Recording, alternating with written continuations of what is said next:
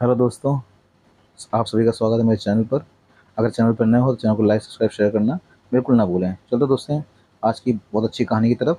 तो दोस्तों, इस कहानी का नाम है राम नाम का चमत्कार। दोस्तों, एक बार की बात है कि एक गांव में एक साधु रहता था। सारा दिन राम राम जपता रहता और ढोलकी बजाकर कीर्तन किया करता था। उसकी कुटिया के पास जिस व्यक्ति का घर था वह उससे बहुत परेशान था। एक दिन वह व्यक्ति गुस्से में उस साधु की कुटिया में पहुंच गया और कहने लगा कि तुम क्या दिन रात राम राम रटते रटते रहते हो। तुम्हें तो कोई काम धंधा है नहीं। हमें तो कमाने जाना पड़ता है। तुम्हारी ढोलकी की आवाज़ से मेरी रातों की नींद हराम हो गई है। साधु कहने लगा, तुम भी मेरे साथ राम राम जप के देखो, तब तुम्हें पता चलेगा कि कितना आनंद आता है। उस व्यक्ति ने थोड़ा खींच कर कहा कि अगर मैं तुम्हारे साथ राम राम जपता हूँ तो क्या तुम्हारा राम मुझे खाने के लिए रोटी देगा। साधु कहने लगा कि मुझे तो राम नाम की लगन लगी है। मुझे तो राम जी की कृपा से हर रोज भोजन मिल ही जाता है। तुम भी राम राम जप के देख लो। मुझे पूरा भरोसा है कि भगवान तुम्हें खाने को रोटी जरूर दे देंगे। दोस्तों, वह आदमी उस साधु को चुनौती देता है कि मैं तुम्हारे साथ आज राम राम का भजन करता हूँ। अगर तुम्हारे राम ने आज मुझे रोटी खिला दी तो सारी उम्र राम की भक्ति में लगा दूंगा। अगर नहीं खिलाई तो तुम ढोलकी बजाना बंद कर दोगे। साधु कहता है कि मैंने तो निष्काम भाव से प्रभु राम की भक्ति की है, लेकिन फिर भी मुझे तुम्हारी चुनौती मंजूर है। वह व्यक्ति साधु के साथ बैठकर थोड़ी देर राम राम का जाप करता है और मन में निश्चय करता है कि चाहे कुछ हो जाए मैं आज भोजन नहीं करूँगा। देखता हूँ कि इसका राम मुझे कैसे भोजन कराता है। राम राम का भजन करने के बाद वह व्यक्ति सोचता है कि अगर अब मैं घर गया तो घर पर मेरी माँ और पत्नी मुझे खाने को कहेंगे और मुझे रोटी खानी पड़ सकती है। लेकिन मुझे साधु को चुनौती में हराना है, इसलिए वह घर जाने की बजाय गांव के पास के जंगल में चला गया और जंगल में एक पेड़ पर चढ़कर बैठ गया। वह सोचता है कि मैं सारा दिन इस पेड़ से उतरूंगा ही नहीं, अन्न का दाना भी नहीं खाऊंगा। इस तरह मैं साधु को हरा दूंगा और उसका यूं ढोलकी बजाना बंद हो जाएगा और मुझे थोड़ा सुकून मिलेगा। दोस्तों, कुछ देर बाद उस जंगल से एक बंजारों की टोली गुजरती है। उन्हें भूख लगी होती है, तो बंजारों का सरदार कहता है कि आग जलाकर यहीं पर खाना बना लो। अब खाना खाकर ही आगे बढ़ेंगे।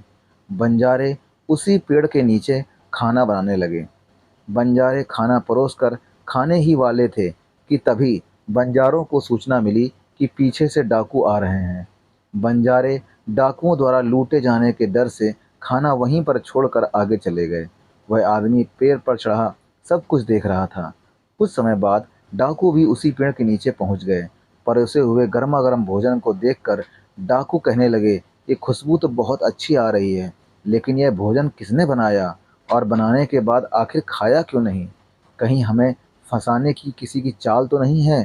हो सकता है कि इस भोजन में जहर मिलाया गया हो। उसी समय डाकुओं के सरदार की नज़र पेड़ पर बैठे उस व्यक्ति पर पड़ी। वह उसे तुरंत नीचे आने का आदेश देता है। पेड़ से उतरते ही डाकू उस व्यक्ति को पकड़ लेते हैं और उससे पूछते हैं, हमें मारने के लिए क्या यह भोजन तुमने बनाया है। वह बेचारा मिन्नतें करता रहा कि यह भोजन मैंने नहीं बनाया है, इसमें जहर नहीं है, यह भोजन बंजारों ने बनाया है। आपके आने की खबर सुनकर वह भोजन छोड़कर यहाँ से भाग गए हैं। लेकिन डाकुओं ने उसकी बात का विश्वास बिल्कुल भी नहीं किया। डाकू उस व्यक्ति से कहते हैं, अब तुम्हें यह भोजन खा कर दिखाना पड़ेगा, क्योंकि हमें लगता है कि तुमने ही यह भोजन बनाया है और हमें मारने के लिए इसमें जहर मिलाया है। अब तुम ही सबसे पहले यह भोजन खाओगे। लेकिन वह व्यक्ति बराबर इस जिद पर अड़ा रहा कि मैं यह भोजन किसी भी कीमत पर नहीं खाऊंगा। यह बात सुनकर डाकुओं का शक और ज़्यादा गहरा हो गया। वे बंदूक की नोक उस व्यक्ति के सीने पर रख कर कहते हैं, तुझे यह भोजन खाना ही पड़ेगा, नहीं तो गोली खानी पड़ेगी। मजबूरी में वह व्यक्ति भोजन खाने लगा और साधु की बात याद करके उसकी आंखों से आंसू बह रहे थे। अब उसे विश्वास हो गया कि उन बंजारों को और इन डाकुओं को राम जी ने ही भेजा है। भोजन करने पर जब उसे कुछ नहीं हुआ तो डाकुओं ने उसे छोड़ दिया। वह सीधा उस साधु की कुटिया में पहुंचा और साधु महाराज के चरणों में गिरकर उनसे सारा वृत्तांत सुना दिया और उनसे क्षमा मांगी। अब उस व्यक्ति को साधु से भी ज़्यादा राम नाम की लगन लग गई। उसने अपना पूरा जीवन राम जी को समर्पित कर दिया। जय श्री राम, जय हनुमान। कैसी लगी कहानी दोस्तों? कमेंट करके ज़रूर बताइएगा।